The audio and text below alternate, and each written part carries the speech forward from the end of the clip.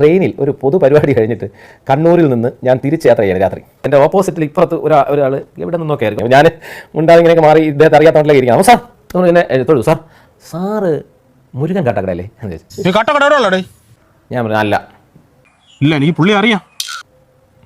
പുള്ളി ശരി ഉണ്ടാതിരുന്നു. കുറച്ച് നേരമൊക്കെ ഫോണിൽ കൂടെ സംസാരിച്ചിട്ടുണ്ട്. സാർ ഒരു കാര്യം, സാറിനെ കണ്ടാൽ മുരുകൻ കാട്ടാക്കടയെ പോലെ ഉണ്ട്.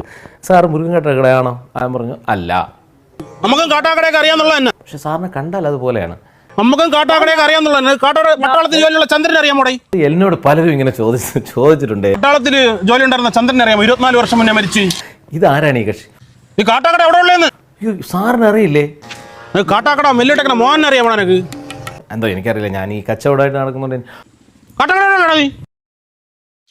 സാറിന്റെ ഷേപ്പ് ഏകദേശമൊക്കെ ചില പോസിൽ സാർ മുരുകൻ കാട്ടാക്കട പോലെ തന്നെ. ഞാൻ പറയാം, അങ്ങനെ ചില ആളുകൾ പറയുന്നുണ്ട്. ഞാനിങ്ങനെ ഓർത്ത് വെച്ചു, ഇയാൾ ചെങ്ങന്നൂർ ഇറങ്ങുന്നതിന് മുമ്പ് പറയണം. പറഞ്ഞിട്ടെ ഞാൻ ഇറങ്ങി താഴെ നിന്നു.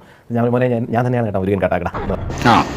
എങ്ങനെ ഇരിക്കണം? പുള്ളി ഇങ്ങനെ കുറെ നേരം ഞെട്ടി. കളിപ്പുള്ളേ.